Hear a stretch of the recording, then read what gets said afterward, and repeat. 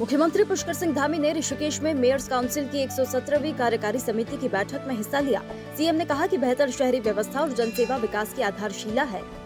जरूरतमंद लोगों को सहायता करने में अमिट योगदान देकर स्वयं को जनमानस के हृदय में स्थायी रूप से स्थापित कर सके।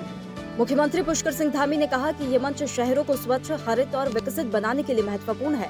उन्होंने कहा कि सम्मेलन में देश भर के मेयर शामिल होकर शहरी विकास, गरीबों को सुविधाएं और केंद्र सरकार की योजनाओं को जमीनी स्तर पर लागू करने पर चर्चा कर रहे हैं। साथ ही उन्होंने कहा कि स्वच्छ शहरों से ही स्वच्छ और विकसित भारत का लक्ष्य हासिल किया जा सकता है। यदि हमारा प्रत्येक शहर हरित और पर्यावरण अनुकूल होगा तो पूरा भारत हरित और सतत विकास की दिशा में आगे बढ़ेगा। मुख्यमंत्री पुष्कर सिंह धामी ने चारधाम यात्रा की व्यवस्थाओं का औचक निरीक्षण किया। सीएम ने कहा कि श्रद्धालुओं के चेहरे पर संतोष और प्रसन्नता का भाव ही हमारे प्रयासों की सबसे बड़ी सफलता है।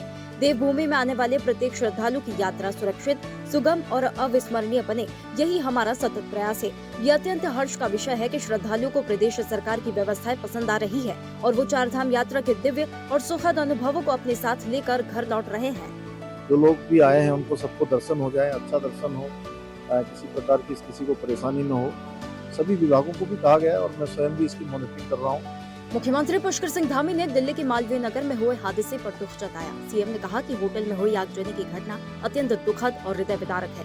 इस हादसे में जान गंवाने वाले लोगों के प्रति मेरी गहरी संवेदनाएं हैं। ईश्वर से प्रार्थना है कि दिवंगतों की आत्मा को अपने श्री चरणों में स्थान प्रदान करें और शोकाकुल परिजनों को इस असहनीय दुख को सहने की शक्ति प्रदान करें।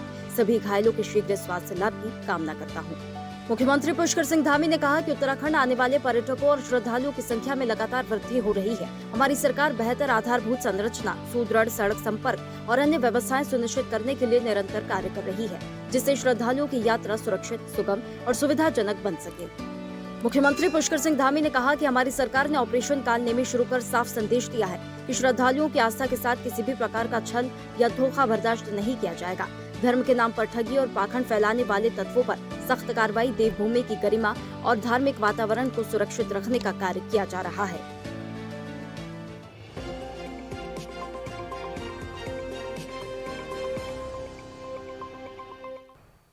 ऐसे ही वीडियोस के लिए लाइक करें, शेयर करें, फॉलो करें।